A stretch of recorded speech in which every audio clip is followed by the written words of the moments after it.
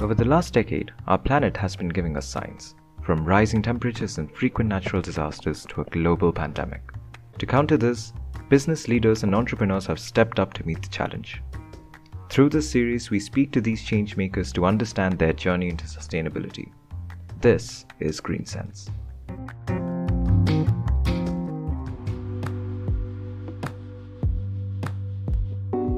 With carefully sourced ingredients and a passion for all things organic, Juicy Chemistry has taken the Indian skincare market by storm.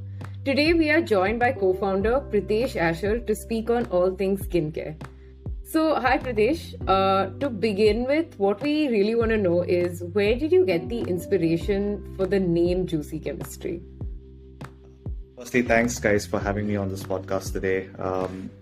When we started off Juicy Chemistry as a brand, we didn't have a very clear picture on where we were going to go with this. Right? It was initially just a seed thought that was planted when somebody tried to sell us something which was organic and natural in the personal care segment. But when we looked at the back of the ingredients, most of the ingredients I could relate to my petrochemical manufacturing unit, which was our family business earlier. So when we started off, the idea was a simple question, right, in our minds. Is it possible to actually create skin and personal care products which would be sans of anything which was not required to be in the product in the first place? But if you're talking about hibiscus, amla, neem, coconut, then that should be delivering the nutrients. At least the consumer thinks that this is where they are going to be getting the benefits of the ingredient from. But what percentage of these natural ingredients are you actually adding into this formulation, and thereby what is the kind of benefit that the consumer is getting?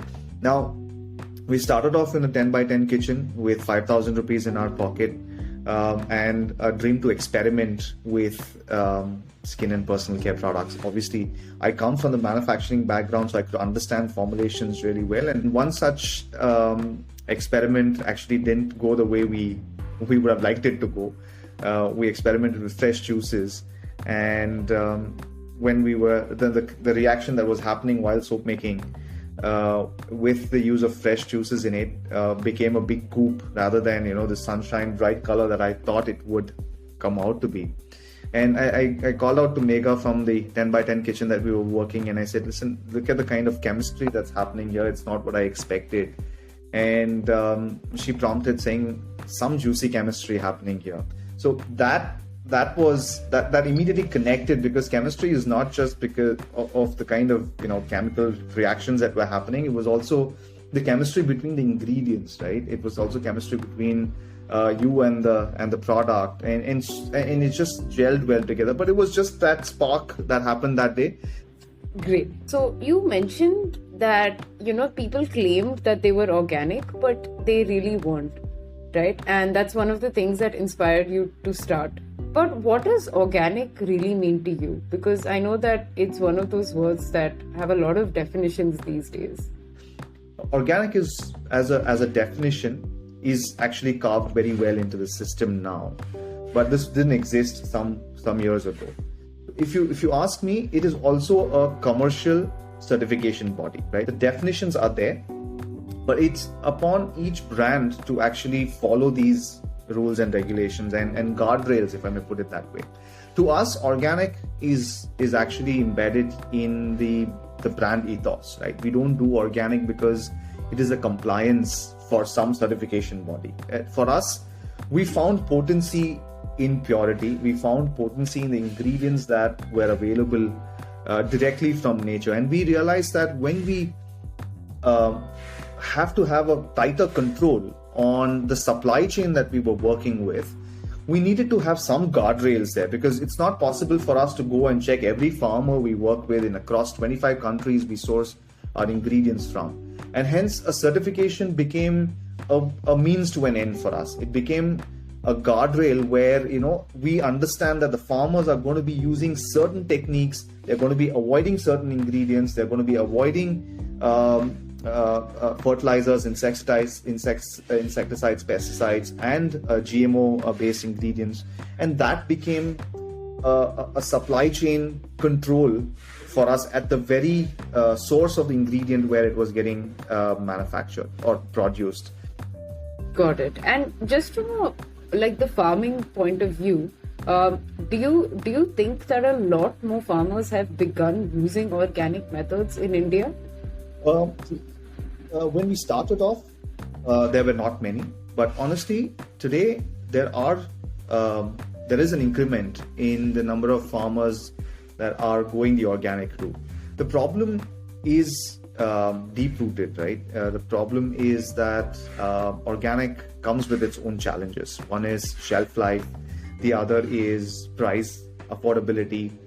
To get the right kind of price for the kind of efforts that you're putting in to get that organic produce out is almost 3 times as much as your conventional farming, because you're not going to be using fertilizers which are predominantly nitrogen based, which are also cheaper to source and procure. When you're using an organic farm, there is a certain guidelines that the farmer needs to follow as well, right? For example, Right. in an acre of farm, if you're probably getting about 500 numbers of a particular produce, say for example coconuts, right? But in an organic farm, you would expect much lower quantity coming from the same amount of area that you've allocated for that produce. So when the produce is scarce, the price obviously goes higher, and the takers for that price will definitely be lower in India. Yeah. But there is a huge demand overseas. There is a huge demand overseas for organic produce, and hence farmers are actually realizing that probably India is not the only market that they can actually address. They are able to address a wider global audience with the kind of farming methods that they're doing. And hence, they are also realizing good value for their produce. It's definitely Right. Okay, that's good to hear. Just wanted to kind of understand, how do you guys ensure you retain the potency of your ingredients used? We've always maintained this very basic standpoint at Juicy Chemistry. We let nature do all the hard work, right? We don't have to do anything there. Just ensure that the farmer plants the seeds. It's a non-organic. It's organic. It's non-GMO. No use of fertilizers, etc. The nature does its job. All we do is ensure that the potency of that ingredient gets transferred to the consumer, and we just simply take the credit for it. Now, the way we approach this is easier said than done. But the way we do it is handle the ingredients exactly the way we would handle food. When you work with a produce, when you're cooking as well, the art of cooking comes from the fact that the nutrients that are present in the produce also should get into the body at the time of consumption. Otherwise, you're pretty much draining out all the nutrients if you've overcooked it, overheated it, if you've not handled the ingredients in a way that they can withstand the very, very delicate phytonutrients that are present in those produce. Then more often than not, that's actually getting drained out into the bin, and you're actually just consuming very, very minuscule quantities of those nutrients that the food actually had.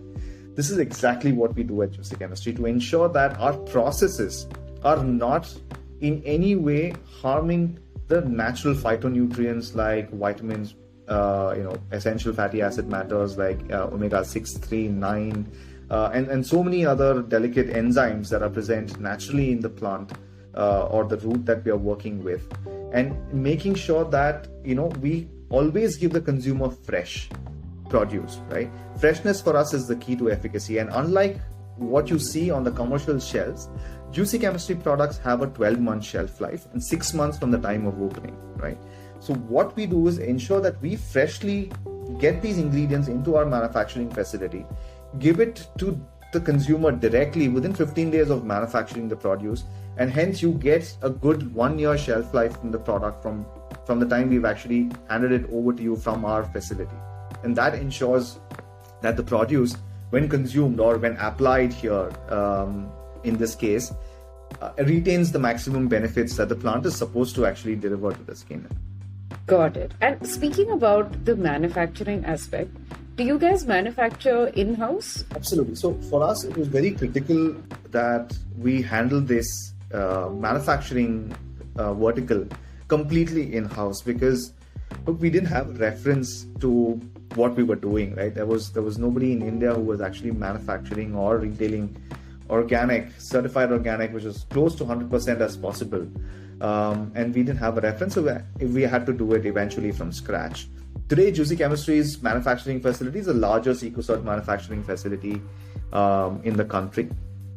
But when we started off extremely small, right, to understand how we worked with. The reason why we have this facility completely controlled by us is because then we are able to keep a very tight leash on quality.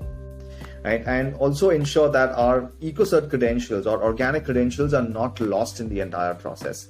For us, it was important to deliver what we were actually claiming. And at every stage, we've ensured that, we have the right certifications in place so that the trust factor at all stages is maintained for the benefit of the consumer.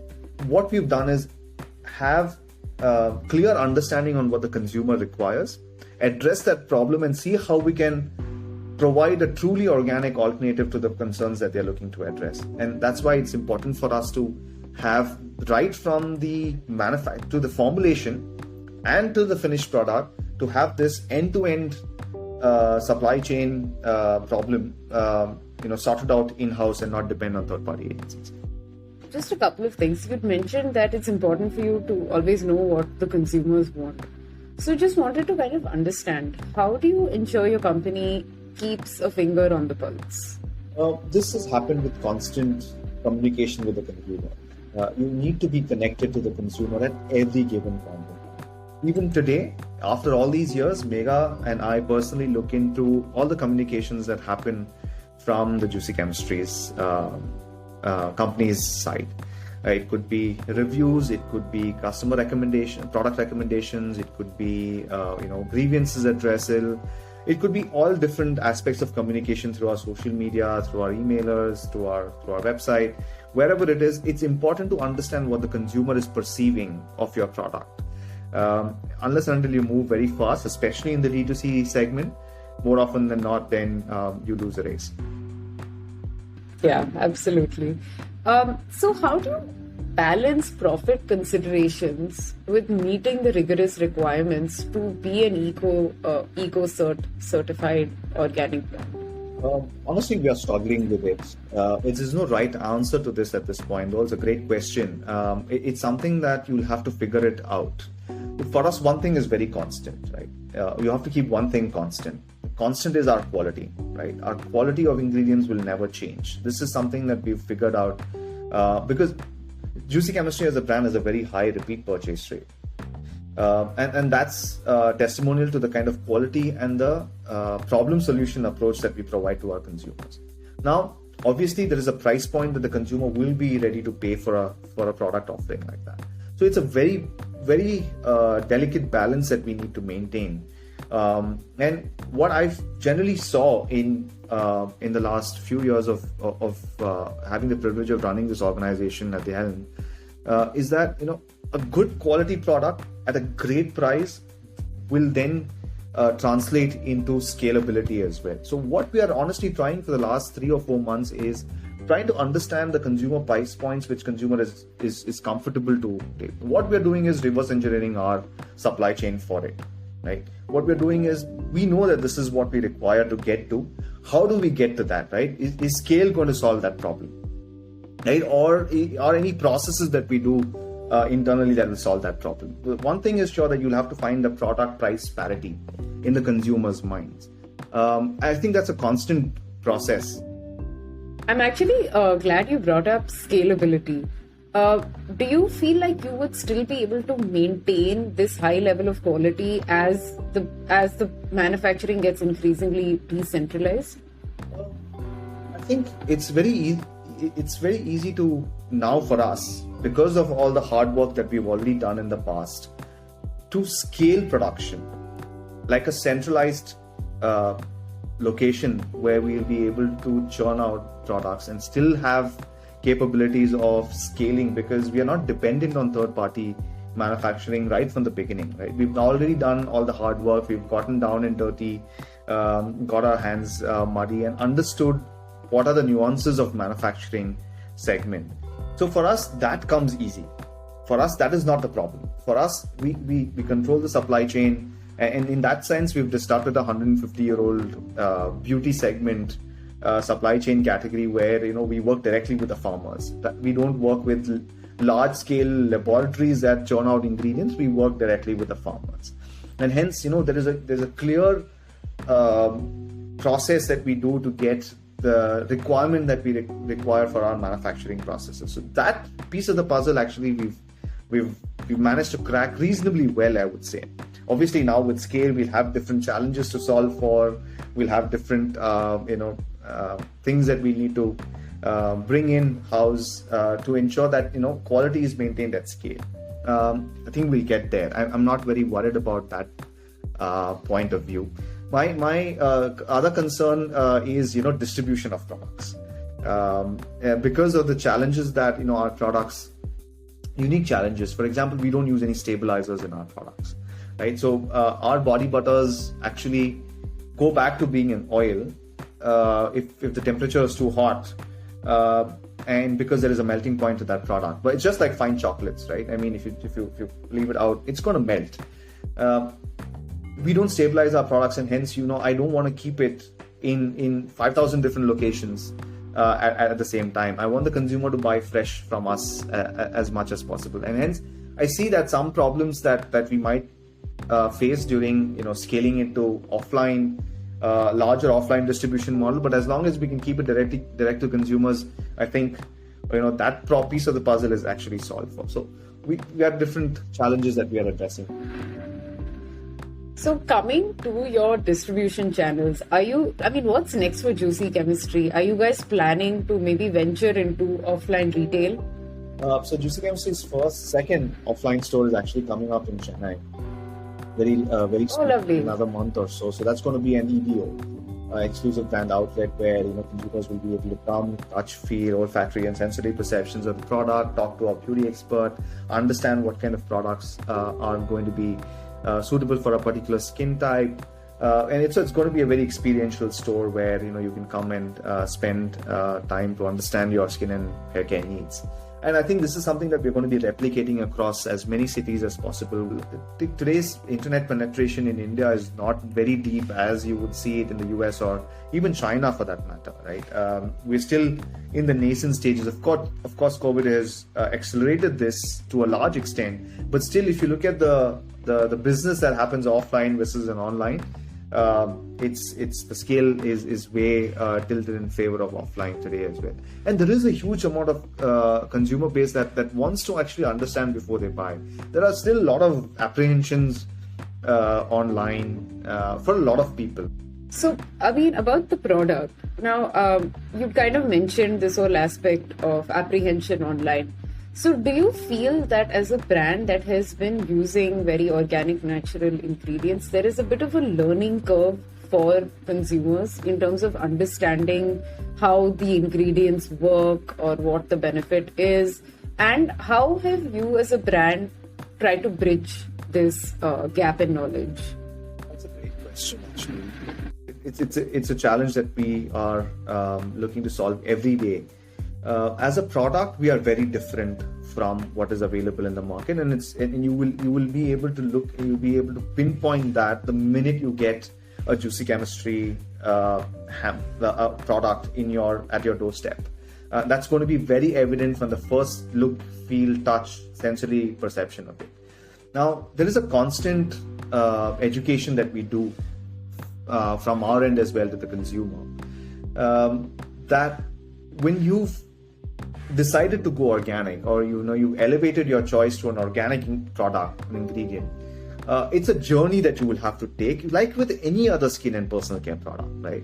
Like, for example, our shampoos require a 8 to 12 wash transition period because it detoxifies the scalp. It feels like there is less lather because we don't use any sulfates, not even naturally derived sulfates from a coconut or a cocoa glucoside for that matter. So there will be differentiation that will happen. But the point is, we always tell this to our consumers when they are looking to switch to organic. It's a lifestyle choice that you're making. It's like committing to a product or committing to a lifestyle choice. For example, I can't expect to get a six-pack by hitting the gym 2 or 3 times and standing in front of the mirror and saying, "Yaar, kuch farak nahi dikh raha hai," right? I mean, it's a journey, right? You have to take it with the brand. as much as we are committed to deliver efficacy on our products, we also expect that the consumer will stick to a regime and see the difference over a period of time. It's not a quick fix. Great. I'm excited to see the path ahead for Juicy Chemistry. Before we close, just wanted to know, do you have any tips or advice for entrepreneurs who are looking to start in the sustainability space? Look, I can just give you my 2 cents. Honestly, we are also in the path of discovering a lot of things, but we might have done some things for a start. I think sustainability should never be a marketing only offering. I think you'll have to imbibe sustainability in almost all aspects of businesses, and you'll have to make it a pillar of brand growth and not just a marketing gimmick or an offering to the consumer, right? It has to have, if you are a sustainable brand, then the consumer needs to see that you're truly a sustainable brand and not just marketing them or making claims of sustainability, whereas most of your business aspects are not sustainable. There is a cost involved to sustainability, and you'll have to be ready to absorb that cost of sustainability in your business, and your margins have to support that sustainable aspect as well. There's another survey that says that sustainability is for the top bracket audience who are comfortable in their net income that they get. It's still not penetrated to the center and the bottom of the pyramid as of now. When you're making sustainable choices, you're more comfortable in your net worth to make sustainable choices, because it's a choice, it's not a need at this point in time, unfortunately. And hence, look at it as a business part pillar rather than just a marketing offering to the consumer. Thank you so much again for taking out the time to speak to us. This has been a really insightful session, and all the best. I'm really excited to see where Juicy Chemistry goes from here. Thank you so much. We look forward to all the support and cheering on the sidelines as we continue this journey.